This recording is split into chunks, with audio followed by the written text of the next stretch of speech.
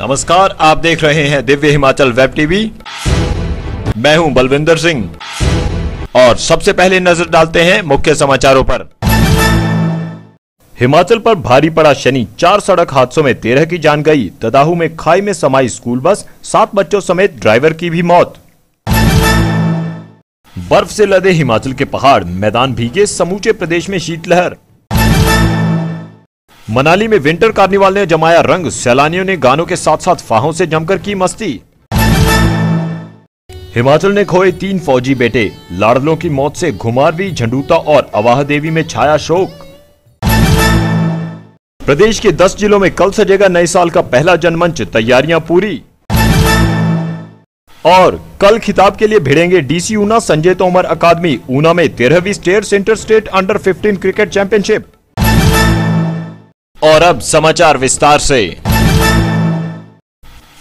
हिमाचल में शनिवार का दिन काल बनकर आया। 4 दर्दनाक सड़क हादसों में 13 लोगों की मौत हो गई। सबसे भयानक दुर्घटना सिरमौर जिला के ददाहू में हुई, जहां स्कूली बच्चों से भरी एक बस गहरी खाई में समा गई।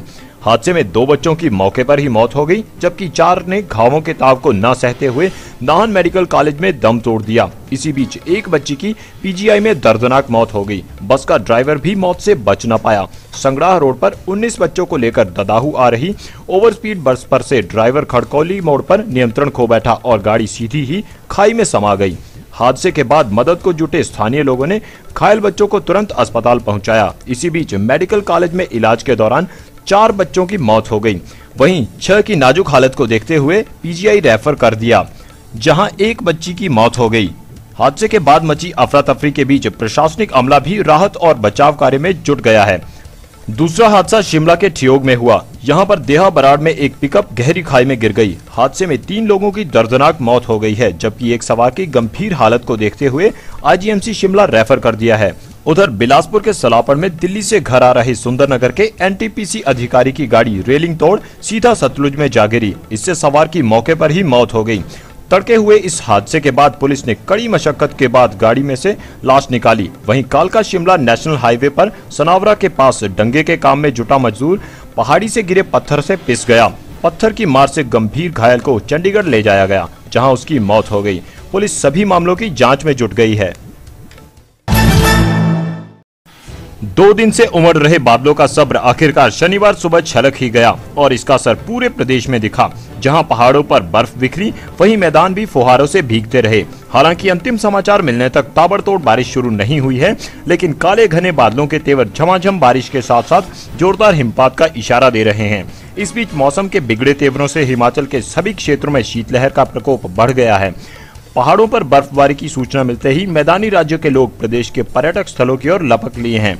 इसी का नतीजा है कि शनिवार शाम गाड़ियों की जोरदार आमद के चलते मनाली में 3 किलोमीटर लंबा जाम लग गया। दूसरी ओर डलहौजी और कुफरी में इस समय हिमपात हो रहा है, जहां सैलानी जी भरकर मस्ती कर रहे हैं। इसके साथ ही रोहतांग, धौलाधार, चूड़धार, जलौड़ी, पांगी, किलांग व किन्नौर के कई क्षेत्रों सहित ऊंचे इलाकों में फाहे गिरने का क्रम जारी है। उधर मौसम विभाग से प्राप्त जानकारी के अनुसार रविवार को भी पहाड़ों पर फाहे और मैदानों में झमाझम बारिश के आसार हैं।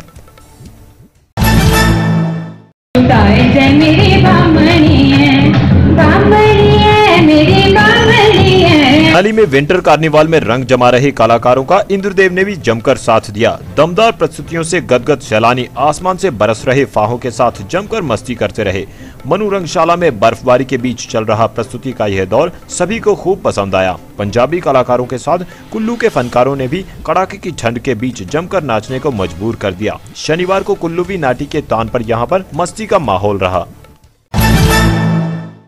देश सेवा में जुटे हिमाचल के 3 बेटों की मौत से समूचा प्रदेश शोक में डूब गया है। नौकरी के बाद रिटायरमेंट पर घर पहुंचे घुमारवीं के डीहर गांव के फौजी की ढांक से गिरकर मौत हो गई। घर पर रिटायरमेंट के समारोह की धाम के बाद जब हेमराज रसोई का सामान उठा रहे थे तो अचानक पांव फिसलने से वह सीधा खाई में जा गिरे। घायल हेमराज को परिजन तुरंत जिला अस्पताल बिलासपुर ले गए, जहां देर रात उनका निधन हो गया। उधर पठानकोट में सेना के युद्धाभ्यास के दौरान झंडूता के बलखाड़ के घायल कमांडो सूबेदार महेंद्र कुमार का भी निधन हो गया। जवान को पूरे राजकीय सम्मान के साथ अंतिम विदाई दी गई। वहीं मंडी जिला के संघोट के सैनिक का राजस्थान के पलौदी में ड्यूटी पर हार्ट अटैक से निधन हो गया। पैतृक गांव रोसो में सैनिक को नम आंखों के साथ विदाई दी गई।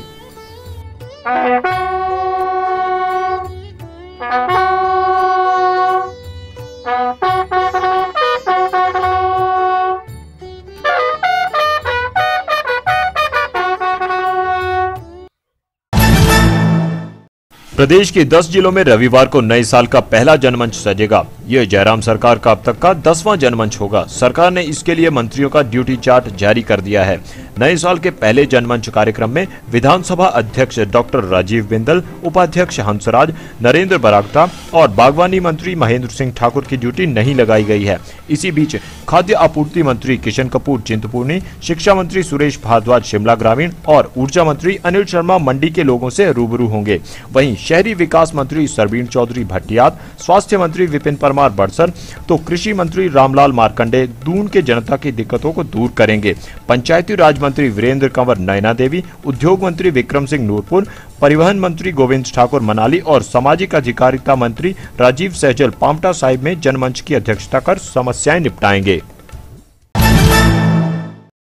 उत्तर प्रदेश के प्रयाग में सजने वाले कुंभ मेले में इस बार हिमाचल पथ परिवहन निगम स्पेशल बसें चलाएगी। इसके लिए सोमवार को परिवहन मंत्री एचआरटीसी के अफसरों संग उत्तर प्रदेश के मुख्यमंत्री योगी आदित्यनाथ के संग मुलाकात कर ट्रांसपोर्ट सिस्टम पर हस्ताक्षर करेंगे।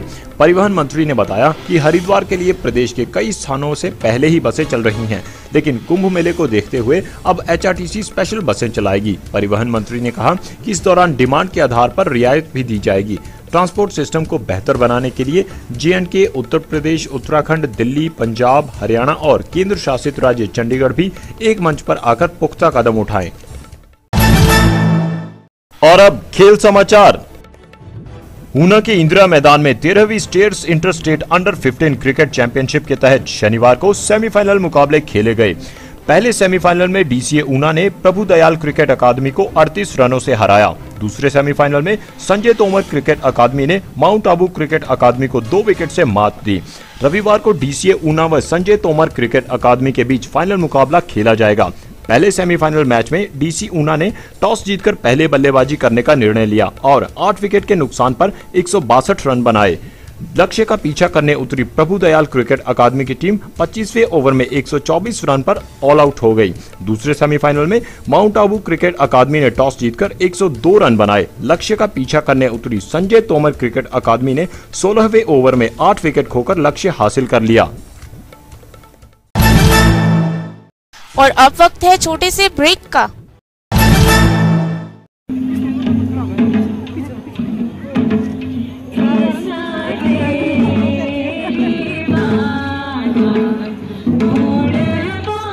मैं सारे प्रदेशवासियों को अपनी ओर से नया साल 2019 प्रारंभ हो चुका है, इसके लिए सभी को शुभकामनाएं देता हूं और बधाई देता हूं। और मुझे विश्वास है कि ये पूरा वर्ष हिमाचल प्रदेश के लिए सुखी रहेगा, समृद्धशाली होगा, गौरवशाली होगा, वैभवशाली होगा और हर तरह की खुशियां यहाँ पर लेकर के आएगा। और सभी के जीवन के लिए एक सुख की कामना करते हुए मैं बहुत बहुत बधाई देता हूँ। ब्रेक के बाद आपका फिर से स्वागत है। और अब चलते चलते नाहन के टेक्नोमैक कंपनी घोटाले में सीआईडी ने 8 के खिलाफ शिमला अदालत में दायर की चार्जशीट। हिमाचल को वाइब्रेंट गुजरात का न्योता, इन्वेस्टर मीट से पहले 19 जनवरी को प्रबंधन सीखने जाएगी टीम। इक्डोर प्रोस्पेक्टस घोटाले में एफआईआर दर्ज, अब बालूगंज पुलिस खंगालेगी 1 करोड़ के गबन का केस।